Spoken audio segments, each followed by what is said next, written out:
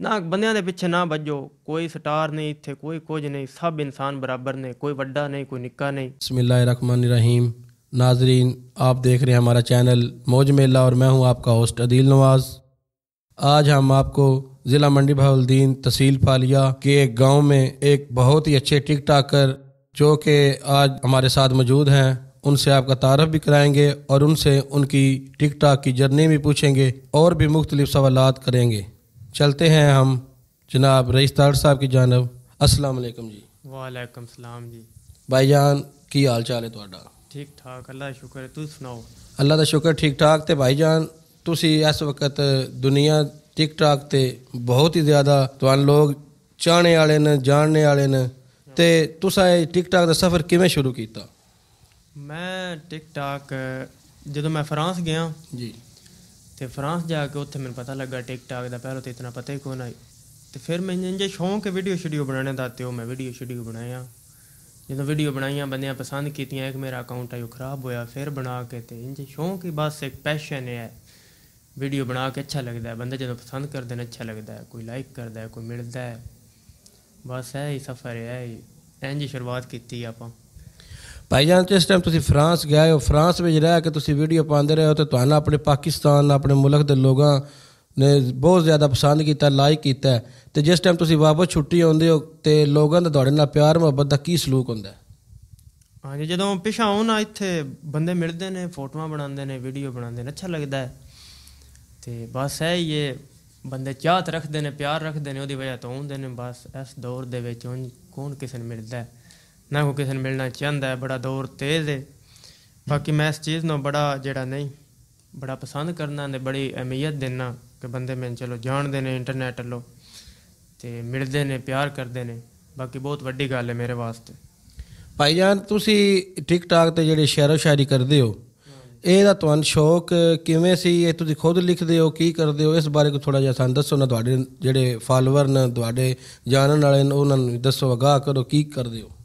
ਟਿਕ talk ਸ਼ਾਇਰੀ ਜਿਹੜੀ ਹੈ, ਸ਼ਾਇਰੀ ਦਾ ਮੈਨੂੰ ਸ਼ੌਂਕ ਹੈ ਬਚਪਨ ਤੋਂ ਹੀ। ਅਤੇ ਪਹਿਲੋਂ ਮੈਂ ਜਿਹੜੇ ਆਪਣੇ ਪੰਜਾਬੀ ਸ਼ਾਇਰ ਨੇ ਪੁਰਾਣੇ, ਬਹੁਤ ਜ਼ਿਆਦਾ ਵਿੱਚੋਂ ਫੌਤ ਵੀ ਹੋ ਗਏ ਨੇ, ਦਰਸ ਸਾਹਿਬ, ਯਾਸੀਨ ਸਾਹਿਬ, ਆਬਦ ਤਮੀਮੀ, ਹੋਰ ਵੀ ਆਈ ਦੇ ਬਹੁਤ ਸ਼ਾਇਰ ਨੇ। ਉਹਨਾਂ ਦੀ ਸ਼ਾਇਰੀ ਮੈਨੂੰ ਪਸੰਦ ਆਈ। ਮੈਨੂੰ ਉਹਨਾਂ ਦੇ ਦੋੜੇ ਮੈਂ ਪੜ੍ਹਦਾ ਹੀ, ਮਤਲਬ ਯਾਦ ਵੀ ਕਰਦਾ ਹੈ। ਬੜਾ ਅੱਛਾ ਲੱਗਦਾ ਉਸ ਟਾਈਮ ਲਿਖਿਆ ਹੁੰਦਾ। ਅਤੇ ਆਪ ਵੀ ਮੈਂ ਲਿਖਦਾ ਜਦੋਂ ਮੈਂ ਇੱਥੇ ਪਾਕਿਸਤਾਨ ਆਈ, ਉਸ ਟਾਈਮ ਮੈਂ ਲਿਖਦਾ ਹੀ। ਬਾਕੀ ਉਸ ਟਾਈਮ ਇਤਨਾ ਕੌਨਫੀਡੈਂਸ ਨਹੀਂ ਕਿ ਬੰਦਾ ਆਪਣੇ ਦੋੜੇ ਲਿਖੇ ਕਿਸੇ ਨੂੰ ਸੁਣਾਏ।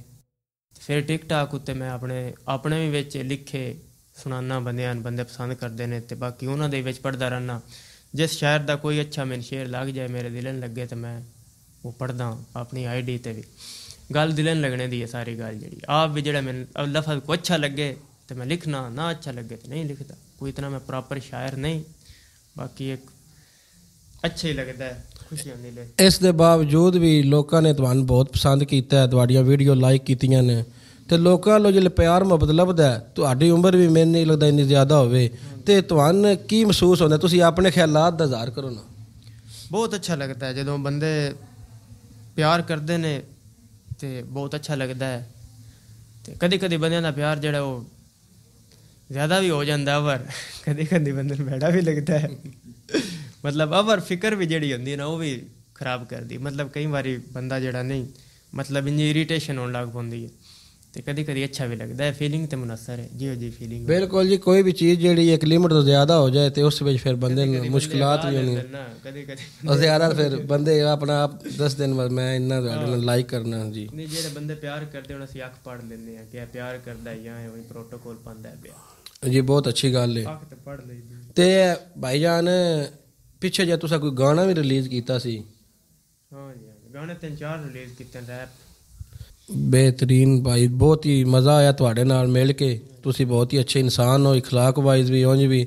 ਤੇ ਕਾਫੀ ਲੋਕ ਜਿਹੜੇ ਤੁਹਾਨੂੰ ਮਿਲਣ ਆਏ, ਤੁਸੀਂ ਉਹਨਾਂ ਨੂੰ ਵੀ ਟਾਈਮ ਦਿੱਤਾ ਭਾਈਆਂ। ਔਰ ਉਸ ਤੋਂ ਇਲਾਵਾ ਤੁਸੀਂ ਮਹਿਮਾਨ ਨਵਾਜ਼ ਲੋਕ ਹੋ, ਤੇ ਸਾਨੂੰ ਬੜੀ ਖੁਸ਼ੀ ਹੋਈ ਹੈ। ਤੇ ਮੈਂ ਤੁਹਾਡੇ ਕੋਲ ਨਾ ਇੱਕ ਗੱਲ ਪੁੱਛਣਾ ਚਾਹੁੰਦਾ।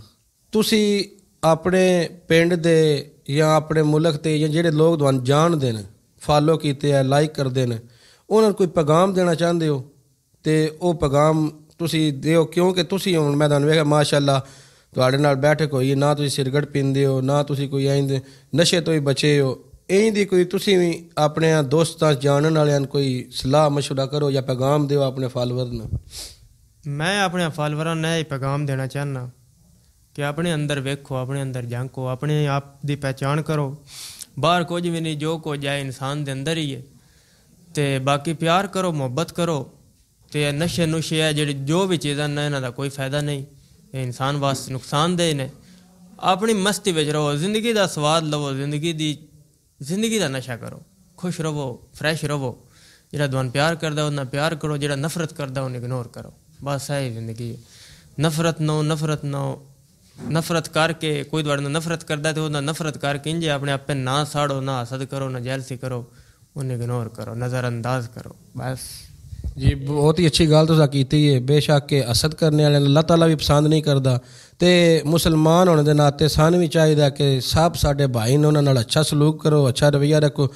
ਤੇ ਇਹਦੀ ਮਿਸਾਲ ਤੁਸੀਂ ਪਿੱਛੇ ਜਿਹਾ ਵੀ ਦਿੱਤੀ ਹੈ ਕਿ ਤੁਹਾਨੂੰ ਖਾਨਦਾਨੀ ਲੋਕ ਇੰਝ ਹੀ ਹੁੰਦੇ ਨੇ ਕਿ ਅੱਲਾਹ ਪਾਕ ਉਹਨਾਂ ਨੂੰ ਇੱਜ਼ਤ ਦਿੰਦਾ ਤੇ ਫਿਰ ਉਹ ਇੱਜ਼ਤ ਨੂੰ ਪਛਾਣਦੇ ਨੇ।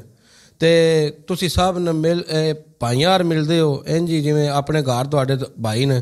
ਤੇ ਮੈਂ ਕਾਫੀ ਲੋਕਾਂ ਨੂੰ ਵੇਖਿਆ ਜਿਹੜੇ ਤੁਹਾਨੂੰ ਮਿਲਣ ਆਏ ਨੇ, ਬੜੀ ਦੂਰੋਂ ਆਏ ਨੇ, ਤੇ ਤੁਸੀਂ ਉਹਨਾਂ ਨੂੰ ਟਾਈਮ ਵੀ ਦਿੰਦੇ ਹੋ। ਪਹਿਲੇ ਟਾਈਮ ਜਿਹੜਾ ਬਹੁਤ ਜ਼ਰੂਰੀ ਹੈ। ਇਹ ਜਿਹੜਾ ਦੌਰ ਹੈ ਨਾ, ਆ ਬਹੁਤ ਤੇਜ਼ ਦੌਰ ਹੈ। ਤੇ ਇਸ ਦੌਰ ਦੇ ਵਿੱਚ ਪੈਸਾ ਕਮਾਉਣ ਸੌਖਾ ਹੈ, ਇੱਜ਼ਤ ਕਮਾਉਣ ਔਖੀ। ਇਹਦੇ ਤੁਸੀਂ ਪੈਸਾ ਕਮਾ ਸਕਦੇ ਹੋ, ਇੱਜ਼ਤ ਨਾ ਕਮਾ ਸਕਦੇ। ਇੱਜ਼ਤ ਕਮਾ ਕੇ ਅੱਗੋਂ ਬਚਾਉਣੀ ਬਾਹਲੀ ਔਖੀ। ਪੈਸਾ ਜਿਹੜਾ ਨਾ, ਪੈਸਾ ਇਸ ਦੌਰ 'ਚ ਬੰਦਾ ਕਮਾ ਲੈਂਦਾ। 100 ਕੰਮ ਨੇ, 100 ਗੇਮਾਂ ਨੇ, ਬੰਦਾ ਕਰਕੇ ਪੈਸਾ ਕਮਾ ਲੈਂਦਾ, ਪਰ ਇੱਜ਼ਤ ਨਹੀਂ ਕਮਾਉਣ ਆਉਂਦੀ।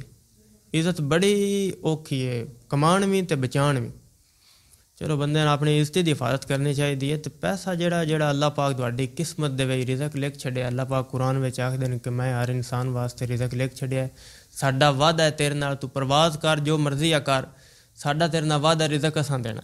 ਜਦੋਂ ਉਸ ਵਾਅਦਾ ਕੀਤੇ ਮੈਨੂੰ ਟੈਨਸ਼ਨ ਕਾਹਦੀ, ਉਹਦੇ ਵਾਅਦੇ ਉੱਤੇ ਉਹ ਆਪਣੇ ਵਾਅਦੇ ਦਾ ਪੱਕਾ ਹੈ। ਤੁਸੀਂ ਬਸ ਜੋ ਤੁਸੀਂ ਕਰਨਾ ਚਾਹੁੰਦੇ ਹੋ, ਜੋ ਤੁਹਾਨੂੰ ਅੱਛਾ ਲੱਗਦਾ, ਜੋ ਤੁਹਾਨੂੰ ਅੰਦਰੋਂ ਫੀਲਿੰਗ ਆਉਂਦੀ ਕਿ ਆਹ ਮੈਨੂੰ ਕਰਨਾ ਚਾਹੀਦਾ, ਇਹ ਮੇਰੇ ਵਾਸਤੇ ਬਿਹਤਰ ਹੈ, ਉਹ ਕਰੋ। ਨਾ ਬੰਦਿਆਂ ਦੇ ਪਿੱਛੇ ਨਾ ਭੱਜੋ। ਕੋਈ ਸਟਾਰ ਨਹੀਂ ਇੱਥੇ, ਕੋਈ ਕੁਝ ਨਹੀਂ। ਸਭ ਇਨਸਾਨ ਬਰਾਬਰ ਨੇ, ਕੋਈ ਵੱਡਾ ਨਹੀਂ, ਕੋਈ ਨਿੱਕਾ ਨਹੀਂ, ਸਾਰੇ ਬਰਾਬਰ ਨੇ।